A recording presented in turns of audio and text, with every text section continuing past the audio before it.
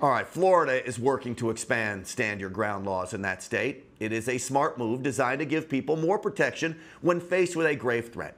Here is why stand your ground needs to be clarified in Florida.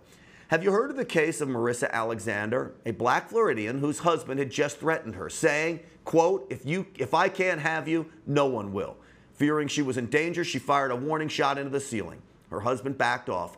But instead of relief, police arrested her for aggravated assault. She was convicted and sentenced to 20 years in prison. That was later overturned, and while awaiting her new trial, she agreed to a plea deal. The empowered woman who stood up for herself had to serve 3 years in prison. That is wrong. That is un-American. The new Florida Stand Your Ground bill would give people like Marissa Alexander a chance to claim self-defense, which it was. Under the new proposal, she would clearly have been well within her rights.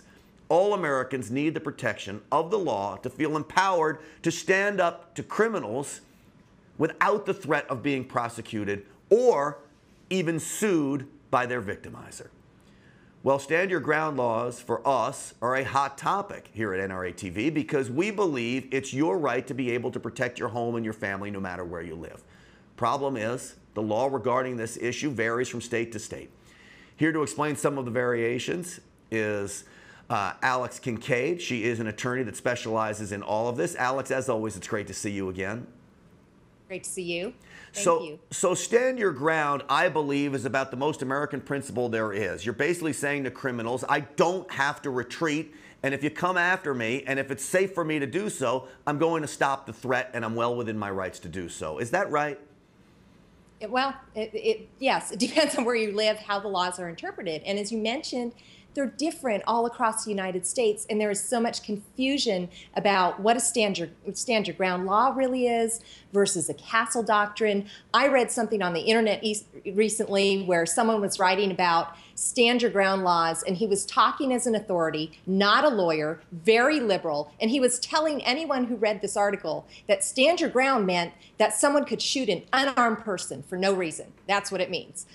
So the misinformation that's out there about these laws just fuels the fire of the anti-gunners. And what stand your ground really means is if you, the gun owner, are faced with life or death, you don't have to make a split-second decision about whether or not you can turn and safely get away. Stand your ground protects you and your right to defend yourself with deadly force without the fear of going to prison. It doesn't mean you can shoot anybody you want. It means that when you feel that your life or the life of another person is in danger, you get to defend yourself.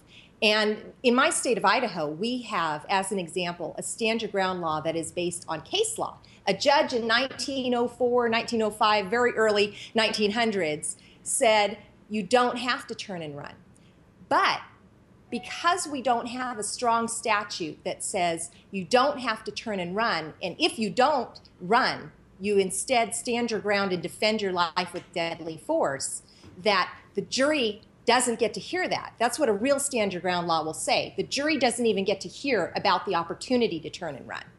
We don't have that kind of a statute here, and so what it allows is the prosecution to bring in evidence that you could have turned and run to prove that using deadly force was unreasonable under the circumstances because you could have gotten away. So it's really not a true stand your ground law, and I use that as one example to try to show you that the best way to say you don't have to turn and run is to have a strong statute in your state, and the statute has to say the jury doesn't even get to hear any evidence about your ability to turn and run because you don't have to. Does that make sense? It absolutely does. And so to think that the prosecution is going to try to prove in some cases that you had an ability to turn and run, does the prosecution have to prove then that the potential victimizer may have shot you in the back? But they're not going to. They're going to ignore that. I mean, you know, you may see an exit to the back, but it doesn't mean that the guy pointing a gun at you isn't going to fire you and shoot you in the back. Exactly. And that's, you know, these laws are so important. And again, I go back to the misinformation that's out there that's just fueling that liberal fire to say, oh, we don't want stand your ground laws. That just allows the gun owners to shoot whoever, whenever. Nonsense.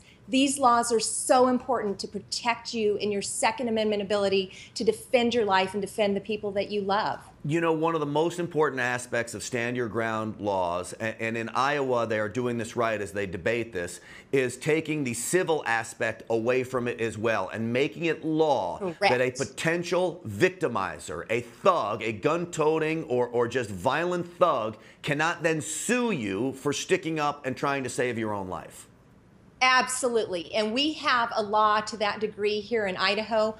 Washington is a great example of a state that has an even better law, because it says if you are prosecuted for murder and you lawfully use deadly force, the state has to reimburse your legal fees as well. And that's a really rare law, but I think it's something that we should try to advocate for in every state. Absolutely. That's the kind of protection that gun owners need out there, the kind of things we're pushing for here on NRA TV. Alice Kincaid, great work as always breaking this stuff down for us. We appreciate you coming on. Thanks. All right, you got it. We will keep pushing for stand your ground laws, most importantly to be enacted and also clarified state to state, because too many gun owners are put in harm's way with this patchwork of stand your ground laws that don't really mean anything for gun owners. We need them to be strong. We need to be spelled out in a common sense manner. I'm Grant Stinchfield. Don't forget Chuck Holton will join me the top of the next hour right here on NRA TV. Watching NRA TV with Grant Stinchfield.